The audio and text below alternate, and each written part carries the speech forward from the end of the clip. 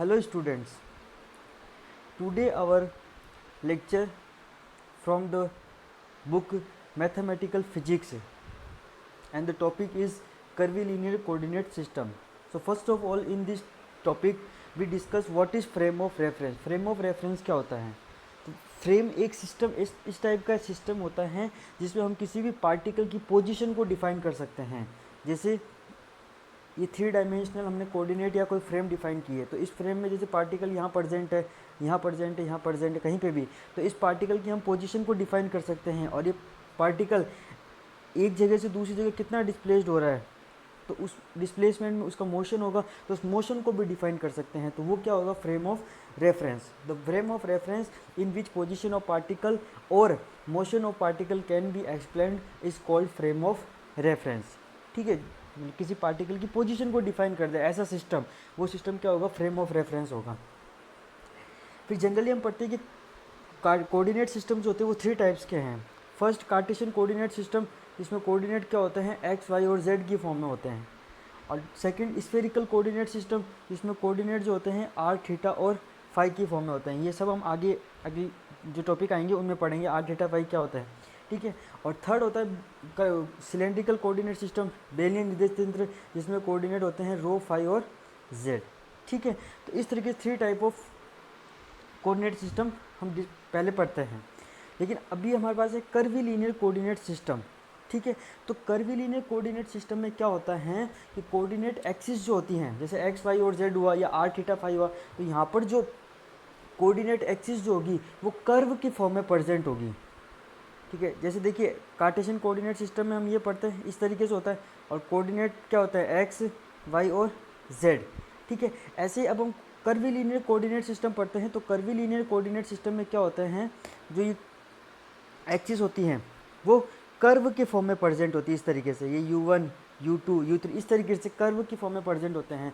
और जैसे Cartesian coordinate में कोऑर्डिनेट क्या होता है? एक्स, वाई और जेड। तो अब जो कर्वीलिनियर कोऑर्डिनेट सिस्टम पढ़ेंगे वहाँ पर जो कोऑर्डिनेट्स होंगे वो u1, u2 और u3 की फॉर्म में डिफाइन करेंगे। ठीक है। ये था कर्वीलिनियर कोऑर्डिनेट सिस्टम। फिर आता है, देखिए, in a frame the axis which is separating 2 planes is called coordinate axis. जैसे देखिए ये u1 एक्सिस है, या फिर इस तरीके से नहीं, ये देखिए आप यहाँ पर, ये है x, ये y और ये z। तो देखिए ये x एक्सिस जो हैं ये यहाँ पर y प्लेन को और z प्लेन को सेपरेट कर रहा है। ठीक है। तो ये 2 प्लेन को सेपरेट कर रहा है, तो is called coordinate axis, x code. जैसे y के लिए बात कर रहे हैं तो ये y जो एक्सिस है ये z और x को सेपरेट कर रहा है। ठीक है। तो ये कोऑर्डिनेट एक्सिस होगी, first point. Second, the point eight which coordinate axis intersect each other, ये x, y, z डिफाइन किया है ना, तो वो पॉइंट जहाँ पर y एक्सिस, x एक्सिस और z एक्सिस तीनों एक दूसरे को इंटरसेक्ट करें, उस पॉइंट को क्या बोलेंगे हम? ओरिजिन पॉइंट, मूल बिंदु, जिसको हम जनरली ओ से रिप्रेजेंट करते हैं। ठीक है। फिर आता है ऑर्थोगोनल कर्वीलिनियर कोऑर्डिनेट सिस्टम। तो देखिए ऑर्थोगोनल कर्वीलिनियर कोऑर्डिनेट सिस्टम क्या होता है? जैसे देखिए हमने ये पढ़ा था कर्व, कि कर्वीलिनियर कोऑर्डिनेट सिस्टम में क्या होता है, जो कोऑर्डिनेट एक्सिस होती है वो कर्व की फॉर्म में प्रेजेंट होती है। ये u1 कोऑर्डिनेट, ये u1 कोऑर्डिनेट एक्सिस, ये u2 कोऑर्डिनेट एक्सिस और ये u3 कोऑर्डिनेट एक्सिस। अब इन कोऑर्डिनेट एक्सिस पे हम कोई टेंजेंट ड्रॉ करें, ये टेंजेंट ड्रॉ किया, ये टेंजेंट ड्रॉ किया और ये टेंजेंट ड्रॉ किया, तो देखिए ये जो होगी ये होगी u1 कोऑर्डिनेट एक्सिस। देखिए ये तो है u1 कोऑर्डिनेट कर्व, ये तो कर्व होगा, और ये u1 कोऑर्डिनेट एक्सिस, ये u2 कोऑर्डिनेट एक्सिस। जैसे हम x एक्सिस इसको बोलते हैं x एक्सिस, इसको बोलते हैं y एक्सिस और इसको बोलेंगे z एक्सिस, तो इसको क्या बोलेंगे अब? u3 coordinate axis. ठीक है। और ये तीनों एक दूसरे की क्या होती हैं? परपेंडिकुलर होती हैं, ये परपेंडिकुलर एक दूसरे के। ठीक है। तो the curvilinear coordinate system, curvilinear coordinate system in which coordinate axis are present perpendicular. Okay. और ये जो फ्रेम बनी है, इस फ्रेम के अंदर जो पार्टिकल प्रेजेंट होगा वो उस पार्टिकल में जो डिपेंड करेगा वो कोऑर्डिनेट्स पे डिपेंड करेगा, और वो कोऑर्डिनेट होंगे यहाँ पर u1, u2 और u3, and the coordinate are present in the form of u1, u2, u3। जैसे हम कार्टेशियन में बात करते हैं तो x, y और z की फॉर्म में होता है, लेकिन यहाँ पर हम किसकी फॉर्म में लेंगे? u1, u2 और u3, is said to be orthogonal curvilinear coordinate system. Okay, अब ये देखिए यहाँ पर ये रिप्रेजेंट किया हुआ है, जैसे ये u1 कर्व, u2 कर्व और u3 कर्व, और इनके ऊपर ये टेंजेंट ड्रॉ कर दिया। और यूनिट वेक्टर जो होता है हम जनरली एन केप की फॉर्म में पढ़ते हैं, लेकिन यहाँ जब ऑर्थोगोनल कर्विलिनियर कोऑर्डिनेट सिस्टम होगा उसमें हम यूनिट वेक्टर को ई केप से रिप्रेजेंट करेंगे। एन केप, या फिर ऐसे ही बोलते हैं जैसे कार्टेशियन कोऑर्डिनेट में डिफाइन करते हैं ना, एक्स आई केप प्लस वाई जे केप प्लस जेड के केप। तो ये जो यूनिट वेक्टर जो होता है, अब यहाँ पर हम इनको किससे रिप्रेजेंट करेंगे, ई केप से। जैसे E1 केप, E2 केप और E3 केप ऐसे रिप्रेजेंट करेंगे इनको, ठीक है, किसमें, curvilinear, orthogonal curvilinear coordinate system में। अब देखिए, in this coordinate system position vector of particle depends upon coordinate. Obviously यहाँ पर कोई भी पार्टिकल प्रेजेंट होगा तो पार्टिकल के लिए हम डिफाइन करते हैं आर इजिकल टू क्या होता है, एक्स आई केप प्लस वाई जे केप प्लस जेड के केप। इस पार्टिकल के लिए पोजीशन वेक्टर डिफाइन करना होगा कार्टेशियन कोऑर्डिनेट में। लेकिन अभी हमारे पास एक्स वाई और जेड तो है नहीं, क्या है, u1 u2 और u3 की फॉर्म में है। तो ये जो किसी भी पार्टिकल का इस ऑर्थोगोनल कर्विलिनियर कोऑर्डिनेट सिस्टम में कोई भी पार्टिकल है, उस पार्टिकल का पोजीशन वेक्टर जो है वो अब u1 u2 और u3 पे डिपेंड करेगा, मतलब इस u1 u2 और u3 का फंक्शन होगा, ठीक है। तो r vector, position vector is the function of u1 u2 and u3। इसका टोटल पार्शियल डेरिवेटिव किया, देन वी गेट इक्वेशन 1, ठीक है। D r vector is equal to del r vector upon del u1 d u1 plus del r vector upon del u2 d u2 plus del r vector upon del u3 d u3, equation 1। अब देखिए base vector क्या होता है, base vector होता है partial derivative of position vector with respect to coordinate is called base vector and it is denoted by u, denoted by b vector. जैसे देखिए ये पार्शियल डेरिवेटिव यहाँ पर, और आर क्या है, पोजीशन वेक्टर, और u1 क्या है, कोऑर्डिनेट है। तो partial derivative of position vector with respect to coordinate is known as base vector. अब यहाँ पर तो देखिए ये क्या हो जाएगा, इसको डिफाइन करें तो b1 वेक्टर, यहाँ हो जाएगा b2 वेक्टर, और ये हो जाएगा b3 वेक्टर, इन तीनों को बोले तो, ठीक है। तो देखिए ये आ जाएगा b1 vector is equal to del are upon del u1 partial derivative of position vector with respect to coordinate. u1 के रेस्पेक्ट में करेंगे तो b1 वेक्टर, u2 के रेस्पेक्ट में करेंगे तो b2 और u3 के रेस्पेक्ट में तो b3। तो जनरल फॉर्म में bi रिप्रेजेंट करते हैं यहाँ पर, तो bi इज 1 2 एंड 3, ये जनरल फॉर्म।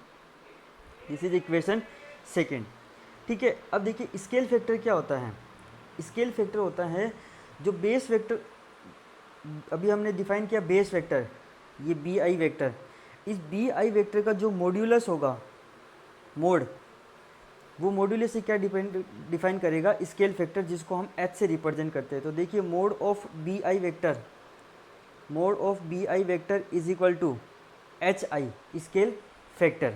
यहाँ आई इज इक्वल टू 1 2 3 कुछ भी हो सकता है, और बी आई क्या था, del are upon del U I, इसका मोड करना है, ठीक है। तो H I is equal to क्या हो जाएगा, बी आई, इक्वेशन 3। अब देखिए यूनिट वेक्टर क्या होता है, unit vector n cap is equal to क्या होता है, n vector upon mod of n vector, या फिर इसको ऐसे भी लिखते हैं एन वेक्टर अपॉन एन, ठीक है। तो यहाँ पर देखिए हम यूनिट वेक्टर की डेफिनेशन से बेस वेक्टर के लिए डिफाइन करते हैं। तो देखिए b i cap is equal to b i vector upon mod of b i vector, और इसको इस तरीके से भी लिख सकते हैं, b i cap is equal to b i vector upon b i. तो यहाँ से देखिए बी आई वेक्टर ये इससे क्रॉस मल्टीप्लाई हो जाएगा, इधर ये आ जाएगा, ठीक है। अब देखिए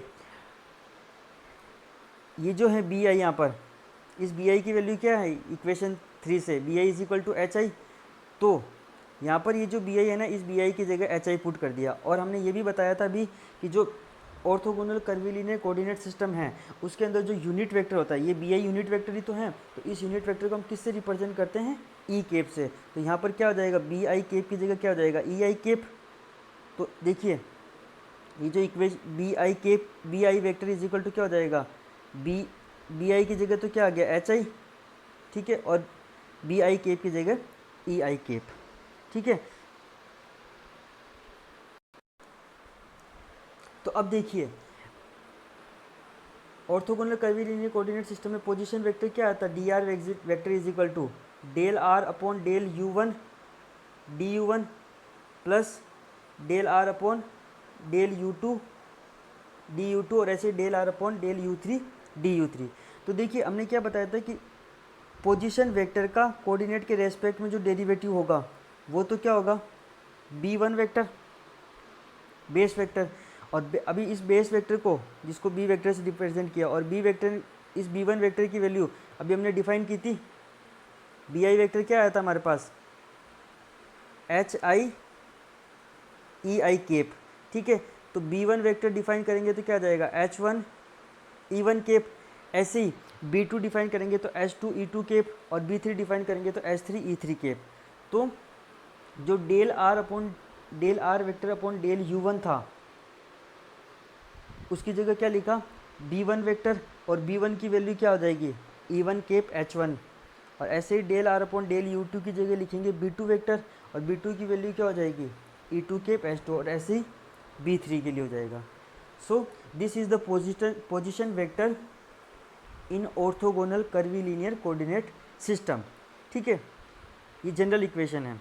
अब देखिए यहाँ पर पोजीशन वेक्टर हमें पता है, r vector is equal to x I cap, cartesian coordinate system में एक्स आई केप वाई जे केप और जेड के केप होता है। इसको डेरिवेटिव फॉर्म में लिखा तो डी एक्स आई केप डी वाई जे केप और डी जेड के केप। तो देखिए इक्वेशन 5 और 6 को कंपेयर करो तो देखिए यहाँ पर डी एक्स और यहाँ पर डी यू वन और यहाँ पर ई वन केप और यहाँ ई वन केप की जगह आई केप। ठीक है, तो एच वन यहाँ इसका क्या मल्टीप्लाई है, 1। ऐसे इसमें देखिए ई टू केप क्या है, वाई केप, और डी यू टू क्या है, डी वाई। तो यहाँ पर भी एच टू की वैल्यू क्या है, 1। और इसमें देखिए ई थ्री केप क्या है, के केप, और डी यू थ्री क्या है, डी जेड, और यहाँ पर भी एच वन की वैल्यू क्या हो जाएगी, 1। ठीक है, तो यहाँ से हमें क्या पता चलता है कि कार्टेशियन कोऑर्डिनेट सिस्टम जो होता है उसमें जो H one H two H three क्या है, स्केल फैक्टर। तो कार्टेशियन कोऑर्डिनेट सिस्टम में जो स्केल फैक्टर की वैल्यू होती है वो हमेशा क्या होती है, 1 होती है। ऐसे हम आगे अगले टॉपिक में डिफाइन करेंगे स्फेरिकल कोऑर्डिनेट सिस्टम के लिए क्या होते हैं H one H two H three, और सिलेंड्रिकल कोऑर्डिनेट सिस्टम में क्या होते हैं, तो वो हम नेक्स्ट लेक्चर में डिफाइन करेंगे। ठीक है, इस यहाँ तक क्लियर। अब देखिए लाइन एलिमेंट क्या होता है, लाइन एलिमेंट होता है magnitude of position vector of particle is known as line vector and it is denoted by dl vector. तो देखिए पोजीशन वेक्टर क्या होता है, डी आर वेक्टर। ठीक है, इसका क्या करना है, मॉड्यूलस एंड डीएल। तो इसका मॉड्यूलस करेंगे तो देखिए जब आर वेक्टर होता है हमारे पास क्या होता है, एक्स आई केप प्लस वाई जे केप प्लस जेड के केप, और इसका हमें रिजल्टेंट कैलकुलेट करना तो हम यही लिखते हैं x square plus y square plus z square. तो सिमिलरली देखिए यहाँ पर ये जो टर्म है यहाँ पर d r vector e one cap h one d u one, तो ये ई वन केप तो हट जाएगा, क्या आ जाएगा, h one square d u one square, ऐसे h two square d u two square और h three square d u three square. इसका मैग्नीट्यूड कैलकुलेट किया हमने। ठीक है, ये आ गया। अब क्या किया, स्क्वायर किया, तो स्क्वायर करने पर क्या हो गया, h one square d u one square, h two square d u two square और h three square d u three square. ठीक है, अब देखिए अगर हम ये मान लें कि कोऑर्डिनेट एक्सिस जो है ओनली u1 है, तो u1 के ऊपर जब u1 वैल्यू होगी तो u1 पे कोऑर्डिनेट u2 और u3 कोऑर्डिनेट एक्सिस की वैल्यू क्या होगी, 0 होगी। मतलब x एक्सिस जो होती है उस पर y और z की वैल्यू 0। ठीक है, तो उस कंडीशन में ये दोनों 0 हो जाएगी। ठीक है, यहाँ पर फिर dl1 की वैल्यू क्या आ जाएगी, h1 du1। ऐसे ही अगर u2 कोऑर्डिनेट की बात करें तो u2 कोऑर्डिनेट पे u1 और u3 की वैल्यू 0 हो जाएगी। ठीक है, तो उसमें dl2 क्या आ जाएगा, h2 du2। ऐसे ही u3 कोऑर्डिनेट की बात करें तो वहाँ पर u1 और u2 0 हो जाएगा, तो dl3 इज h3 du3। तो देखिए यहाँ पर ये देखिए ये तीनों वैल्यू dl1 dl2 और dl3। ठीक है, अब देखिए सरफेस एलिमेंट क्या होता है, product of any two line element is cold surface element. ये लाइन एलिमेंट आया हमारे पास dl1 dl2 और dl3, तो इन तीनों में किसी भी दो का मल्टीप्लाई कर दो, dl1 dl2 या फिर dl2 dl3 या फिर dl3 dl1। किसी भी दो सरफेस का मल्टीप्लाई करते हैं तो वो होगा सरफेस, किसी भी दो लाइन एलिमेंट का मल्टीप्लाई करेंगे तो वो क्या होगा, सरफेस एलिमेंट होगा। तो सरफेस एलिमेंट को रिप्रेजेंट करेंगे ds से, तो क्या आ जाएगा, dl1 की वैल्यू क्या थी, h1 du1 और dl2 की वैल्यू थी h2 du2। तो ये आ जाएगा हमारे पास surface element. Clear. Now volume element, volume element में क्या होगा, तीन लाइन एलिमेंट है ना, उन तीनों का मल्टीप्लाई कर दो जो 3 डायमेंशनल में डिफाइन होगा। मतलब सरफेस एलिमेंट तो 2 डायमेंशनल में डिफाइन होगा और वॉल्यूम एलिमेंट 3 डायमेंशनल में डिफाइन होगा। तो product of line element in 3 dimensional, जिसको हम डी टॉक से भी रिप्रेजेंट करते हैं या फिर डी वी से भी लिख सकते हैं, और यहाँ पर तीनों लाइन एलिमेंट का मल्टीप्लाई कर दो तो वो क्या होगा, वॉल्यूम एलिमेंट होगा। तो d tau is equal to h1 h2 h3 du1 du2 और du3। Clear. Next vector field. Vector field क्या होता है, जैसे कोई भी फील्ड है वेक्टर का, उसको ए से रिप्रेजेंट किया, ए वेक्टर, ठीक है। अब देखिए component of vector field u1 coordinate, u1 direction में उसको a1 से, जैसे हम किससे रिप्रेजेंट करते हैं, एक्स आई केप से लिखते हैं। जैसे हम ये बताते हैं ना, आर वेक्टर पोजीशन वेक्टर को डिफाइन करते हैं एक्स आई केप, वाई जे केप और जेड के केप। तो यहाँ वेक्टर फील्ड को डिफाइन करना है, तो यहाँ वेक्टर फील्ड तो ए वेक्टर है और a1 क्या है, u1 डायरेक्शन है, मतलब x डायरेक्शन में a1, और आई केप की जगह हमने बताया था यूनिट वेक्टर को ई केप से रिप्रेजेंट करते हैं तो e1 केप, ठीक है। और u2 डायरेक्शन यानी कि y डायरेक्शन, या y की जगह क्या है यहाँ पर कंपोनेंट a2, तो क्या हो जाएगा e2 केप, और ऐसे ही z डायरेक्शन के लिए क्या हो जाएगा a3 e3 केप। ओके। अब नेक्स्ट हम पढ़ेंगे इसके बाद, ये इसका बेसिक इंट्रोडक्शन, सिंपल इंट्रोडक्शन था, इसमें सारी चीज़ें क्या होती हैं ये सब बताया। अब हम आगे पढ़ेंगे स्फेरिकल कोऑर्डिनेट सिस्टम क्या होता है, सिलेंड्रिकल कोऑर्डिनेट सिस्टम क्या होता है, डाइवर्जेंस, ग्रेडियंट, इन सब की वैल्यू कैसे डिराइव करते हैं, क्या होते हैं, वो सब डिस्कस करेंगे। ग्रेडियंट क्या होता है, ठीक है। Okay, thank you.